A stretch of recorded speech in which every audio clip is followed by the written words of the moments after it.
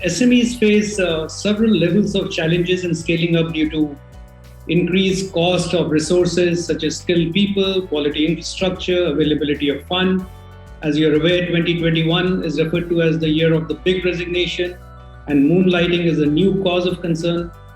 In the current situation, the cost of businesses is significantly going higher. The SMEs have to scale under such adversities. The question really is it really a mindset issue or a resource issue? What's your idea of scaling up? So I'll tell you something, a couple of things. Don't sympathize with yourself. That's a starting point. I'm an SME, so the big guy, the big whales are there, out to eat my catch. And, because I am neither small nor big, the whole system is against me. I can't do this, I can't do that. Now, remember, every large company was once an SME. At any point in time, there'll be a crisis. Business is about crisis. And every crisis is actually an opportunity. So that is the inherent challenge. You will never get a level playing field. Business is not about a level playing field. And only if, let me put it very bluntly and simply, only if you are every morning getting up and asking yourself, what did I do on domain, tool, methodology, quality, innovation, branding, and governance? Only when you do that day in and day out, over a period of time, you will build resilience.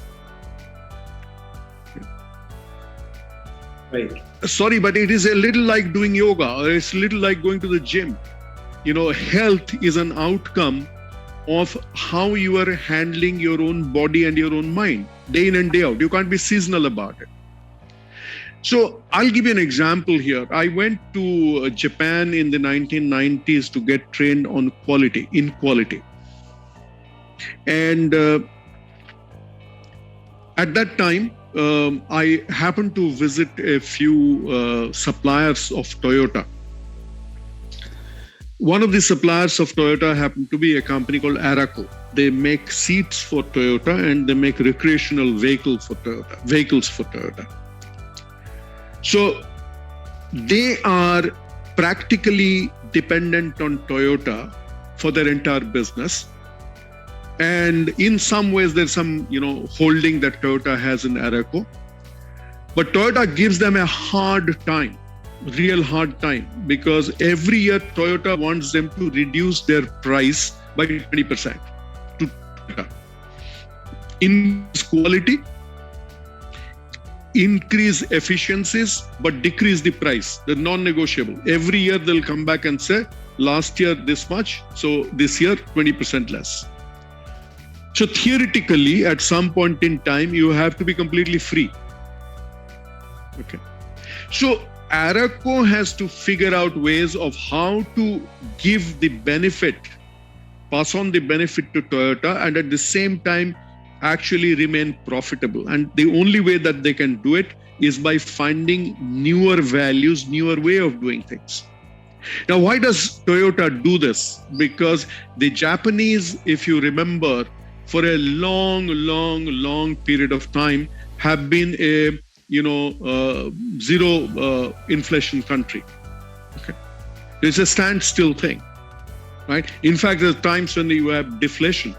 So the only way that you can be profitable and competitive in a situation like that is if you're continuously taking inefficiencies out of the system. And secondly, if you're continuously actually driving yourself through innovation. So if you look at that pressure, it's a huge pressure. Now, they do it because their principle is that every company should do what they call recession proofing. Imagine that the recession is going to happen. So your manpower deployment, your equipment deployment, your processes, your way of going and acquiring customers, everything you presume will happen in a worse situation than what it is now. So if you have, in other words, the Indian Air Force had signboards outside its cantonments. I remember growing up reading them. That would say that if you sweat in peace, you will not bleed in war. People who do not do that sweating in peace will be completely uncomfortable. Then they will blame everybody else. Then they will go into inaction. So what is in your control? In your control is day in and day out focus on those 7 things that I talked about. Once you have the dashboard and you're holding yourself accountable and every morning getting up and saying, so on these 7 things, what am I going to do today? You'll find an ups and downs will happen. Bad competition will come. Market will crumble. Wars will happen. You talked about, employees doing moonlighting. And that's a reality. That's not just hurting you. That's hurting all the big guys as well. So you need to accept that, it is like that book that you must have read about Who Moved My Cheese. The cheese has moved. Okay. Right. Now you are not complaining that you actually saved on electricity bills and air conditioning cost, okay, during the pandemic. So that went straight into your bottom line. Okay. You saved on travel. You saved on so many different things. So you're not complaining about that, but what you're complaining is suddenly this dude, this spiky-haired guy is running 2 shifts in his apartment. Morning he works for company A, evening he works for company B. Okay. But look, welcome to new reality. That is the reality.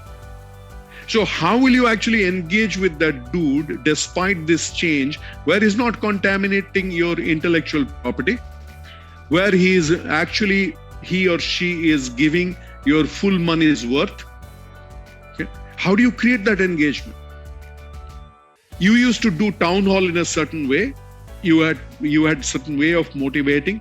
You had a certain way of compensating. You have so many different ways that now are no longer looking relevant.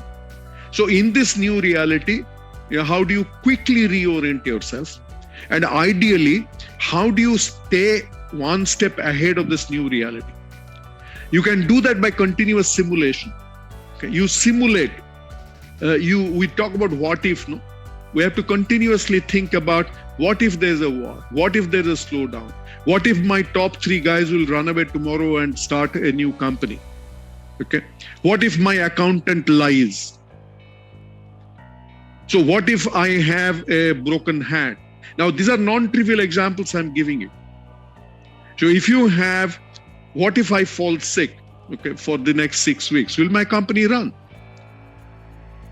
What if, my accountant starts lying and cheating me? Then you begin to understand that the way to preempt that situation is to be invested in governance, invested in audit, invested in the right amount of tools, invested in going and asking people who are better than you, bigger than you, on how they actually handle that piece.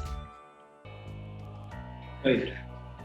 And you have just a 24-hour day, and everything comes with an time overhead. You have to decide whether playing that extra round of golf today is more important with your buddy, or should you be actually having a breakfast meeting with your competitor this morning to say, how do you do it? By the way, competitors are people who love to show off. So if you start having breakfast with a competition, you'll learn a lot. That's a great input, sir.